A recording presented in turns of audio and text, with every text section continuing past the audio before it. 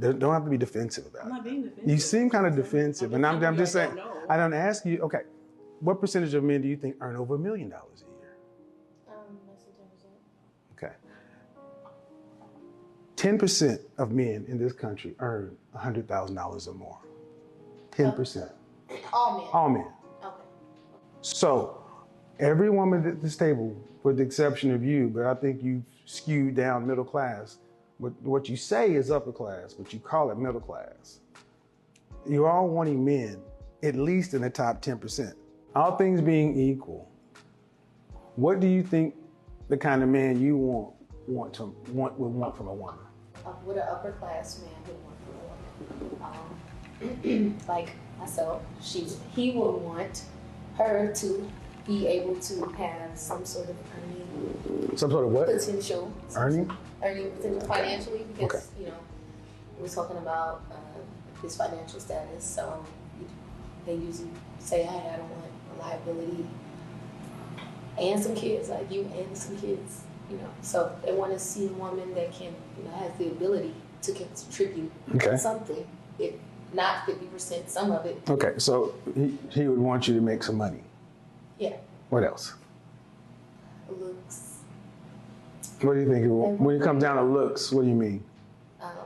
Being attractive, not to just him. Men like to show off their women. Okay. So if he's a man of upper class and not just financially, an upper class man, he carries himself, highly.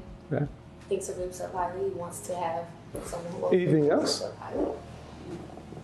Skill in the house. They want to be catered to.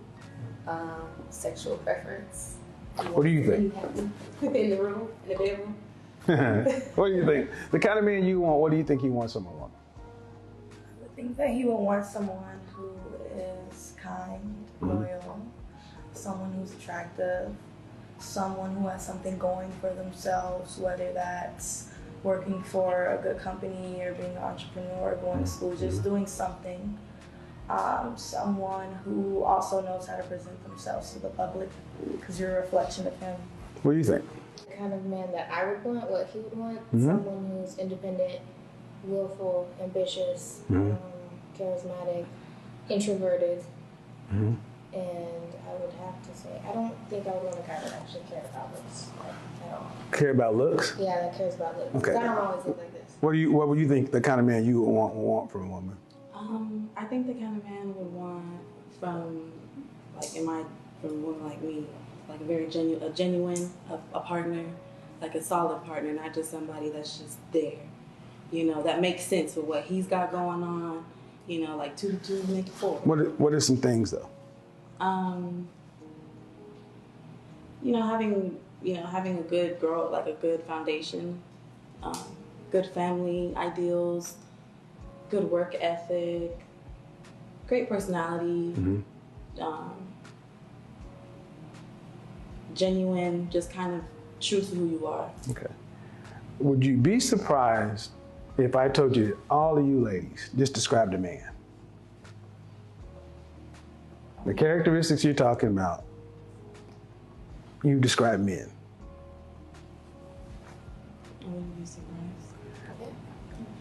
But you described what the kind of woman the man would want, and you described the woman as a man.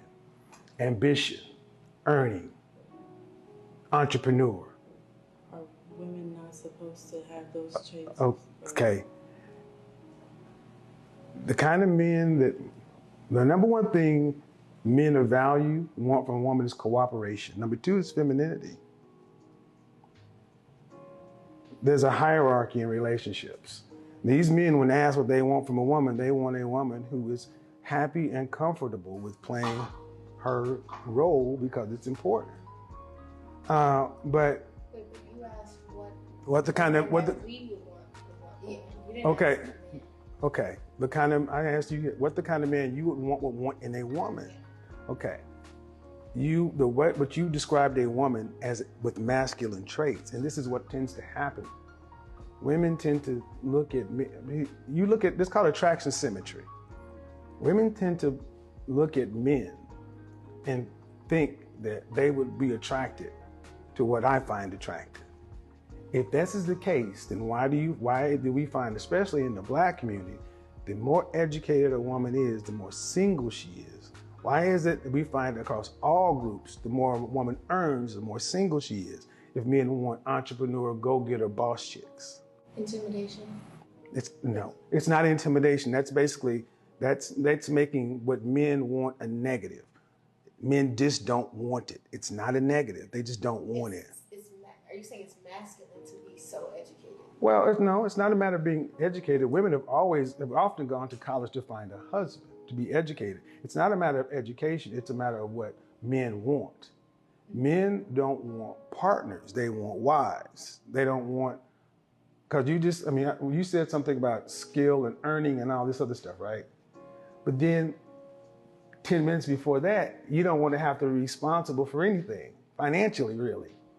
So today, many women are going to school to get degrees, putting on all this debt and everything else, which is fine to live a single life. But then when a man comes, all of a sudden it's supposed to change and he's supposed to want this. And this is what we're starting to hear so many women today talk about. The dating market, it sucks.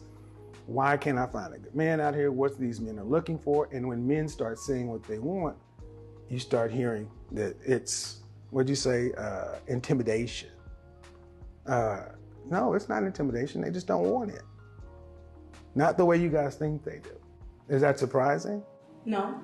The difference between possibility and probability is going to be really important in our conversation tonight as we talk. And also the ability to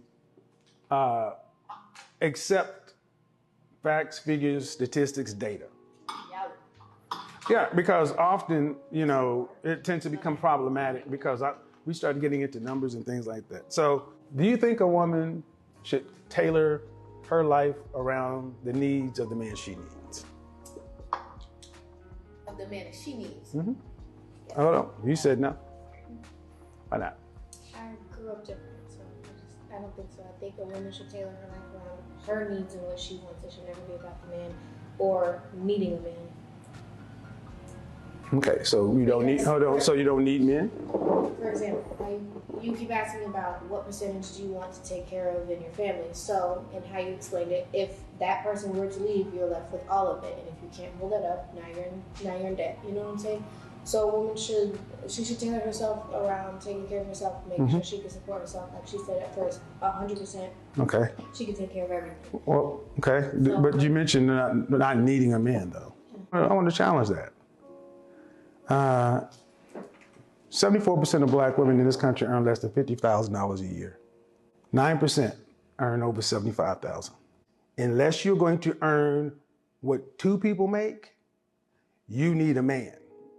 Because once you hit retirement age, after you've exhausted whatever you've saved, there is no Social Security, there is no safety net.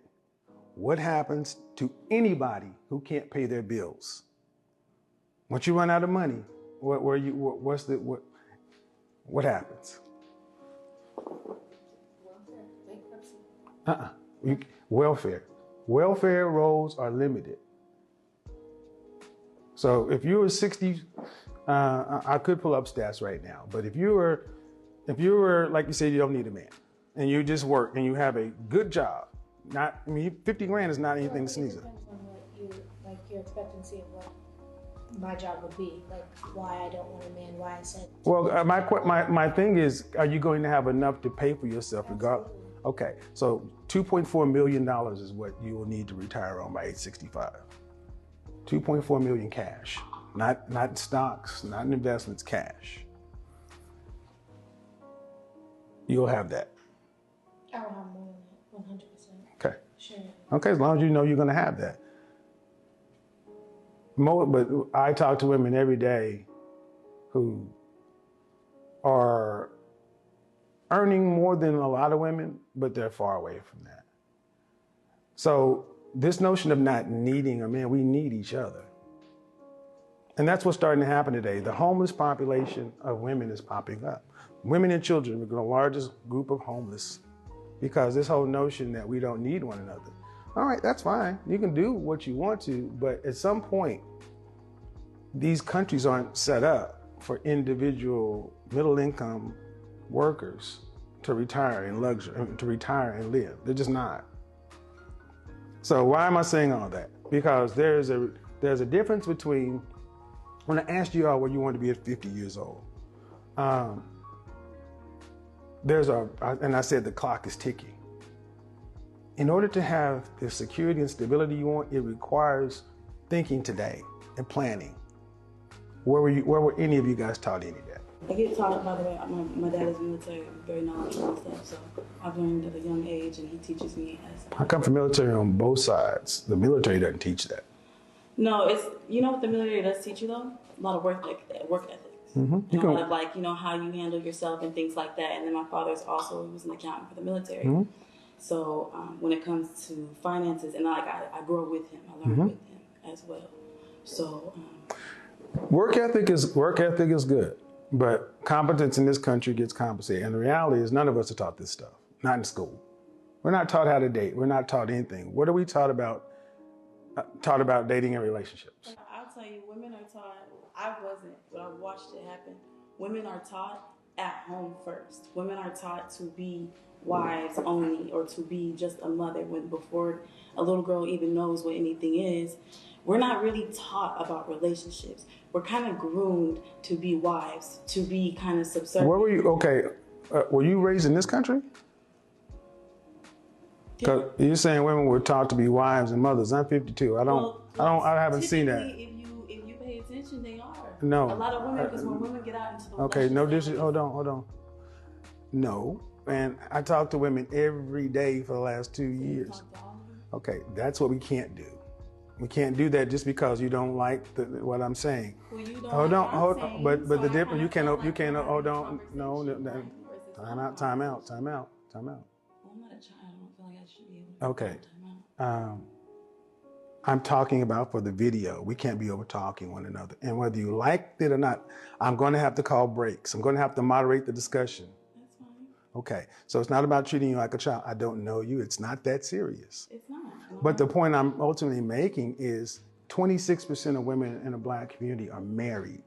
So to say that women are taught to be wives and mothers when most aren't married, doesn't stand up to the facts. Marriage, it doesn't work. It doesn't work. It doesn't work. And then women are usually groomed as a child to, this is what you do. You find a good man. You got to do this. Da, da, da, da, da. It's always about finding a good man. Woo, woo, woo, woo.